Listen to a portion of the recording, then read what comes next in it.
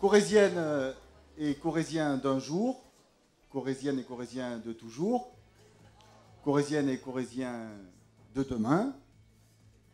Bien, tout le monde me voit, tout le monde me regarde. Corésien de demain, Corésienne et Corésien de demain.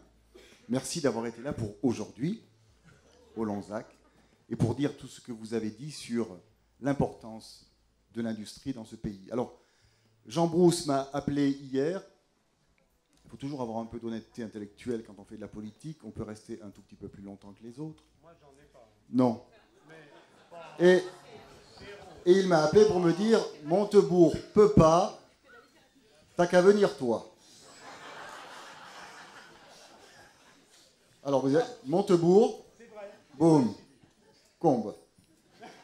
Je suis vraiment désolé, c'est pour ça que je suis passé vraiment à la fin, pour me faire le plus discret possible. Parce qu'effectivement, quand même, c'est pas pareil, Jean, hein, je suis désolé. Mais enfin... C'est mieux. C'est exactement ce que j'allais dire. Ouais, vous êtes gentil. C'est surtout mieux parce que je suis venu. Et par rapport à Arnaud Montebourg, c'est beaucoup mieux. Mais en tout cas, Arnaud Montebourg, il travaille pour la réindustrialisation de la France. C'est peut-être ce qu'on lui demande le plus. Et s'il ne vient pas au Lonzac aujourd'hui, il viendra au Lonzac demain. Ou alors avant 2017, c'est sûr. Mais non, mais demain l'année prochaine. Lundi, c'est la foire. Bon. J'ai entendu beaucoup de choses et je ne suis pas arrivé au début. Et veuillez m'en excuser. Le travail d'un élu, c'est aussi d'être sur le marché le samedi matin, d'être dans des séminaires, d'aller voir des élus, d'aller dans des expositions, des comices agricoles, enfin tout ce qui fait la richesse d'un pays, d'un territoire, de rencontrer les uns et les autres, de les écouter et d'essayer de comprendre ce qui va et ce qui ne va pas. Et j'ai essayé de comprendre depuis ce matin ce qui allait et ce qui n'allait pas. Monsieur le conseiller général et maire a parlé de Syrie. Ce matin, sur le marché de Tulle, ce n'était pas cette Syrie-là qui était dans les esprits de chacun et de chacune. Et il y avait beaucoup d'inquiétudes et d'interrogations. Il faut aussi être capable d'apporter parfois des réponses à des sujets aussi complexes.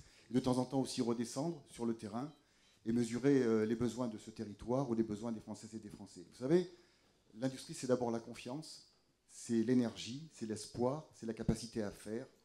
Et qu'on soit jeune ou qu'on soit vieux, c'est pas un handicap. Qu'on ait des envies, qu'on ait la capacité de les faire vivre, qu'on ait des projets, qu'on puisse venir voir des élus pour qu'ils soient accompagnés, tous ces projets. Moi, je rencontre beaucoup de gens comme Sophie qui viennent nous voir en nous disant « j'ai un projet, j'ai une envie, j'ai un désir, j'ai une énergie et je voudrais la développer ici en faisant ça ou autre chose ». Et je crois qu'on essaie d'être là et si on doit être utile, je dirais, les plus utiles possibles, c'est dans ce sens-là. Je reçois aussi, comme conseiller technique du président de la République à l'Élysée, des Corésiennes et des Corésiens, mais pas seulement, des entrepreneurs, de plus en plus, des élus, qui viennent me voir pour me dire, voilà, il faut desserrer les taux de la réglementation, il faut nous aider. Ça n'est pas tant les charges, c'est la ligne, c'est la visibilité qui compte. C'est qu'on se retrouve et qu'on s'y retrouve, afin que nous puissions avancer. Donc je crois que c'est ça peut-être le plus important, que les lignes soient bien claires. Les charges, c'est une chose, mais il y a aussi un modèle social à défendre. Et l'industrie, c'est aussi la probité sociale. S'il n'y a pas de probité sociale, il n'y aura pas d'industrie forte en France. Et c'est peut-être ce qu'il faut retenir et ne pas antagoniser qui que ce soit ici. Les jeunes et les moins jeunes, les patrons et les ouvriers, les employés ou les autres. Et puis aussi l'administration. J'ai entendu des choses sur l'administration. Vous savez, on a envie toujours de s'extraire d'une difficulté pour dire voilà, c'est finalement cette difficulté, cet empêchement, c'est l'autre. Alors, dans les administrations, j'ai rencontré aussi beaucoup d'énergie, beaucoup d'envie de faire, sachez-le. J'ai aussi trouvé de l'inertie dans certaines entreprises. Ça arrive aussi, donc on ne peut pas généraliser. Quand on généralise, mesdames et messieurs, on dit toujours une bêtise. Il y a de magnifiques entreprises en Corrèze.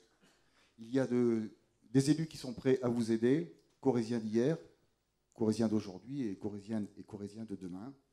Il faudra que l'école apprenne l'entreprise aux jeunes pour qu'ils n'en aient pas peur et qu'ils en aient même envie. Ce serait sans doute le plus grand des enjeux. Il faudrait que l'entreprise fasse envie aux jeunes, il faudrait qu'ils y aillent, qu'ils y rencontrent des gens, des entrepreneurs, des employés qui ont envie de faire avancer leur entreprise et il y en a beaucoup et plein. Moi, quand je visite des entreprises comme élu, je suis toujours surpris du savoir-faire qui se développe, de l'énergie qui est là, de la conscience professionnelle. Et c'est peut-être le plus important, ce qu'il faut retenir. Alors, vous êtes venu au Lonzac.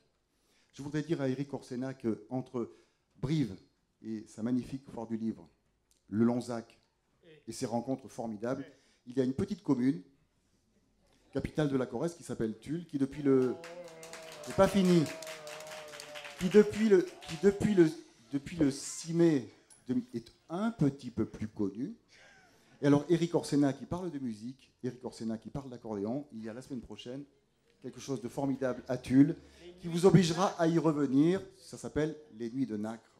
Et je vous y invite toutes et tous.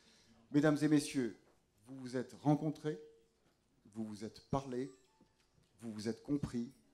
Alors vous allez avancer, et on va surtout avancer ensemble. Et je n'ai qu'un mot, monsieur le maire, Gardarem le Lonzac.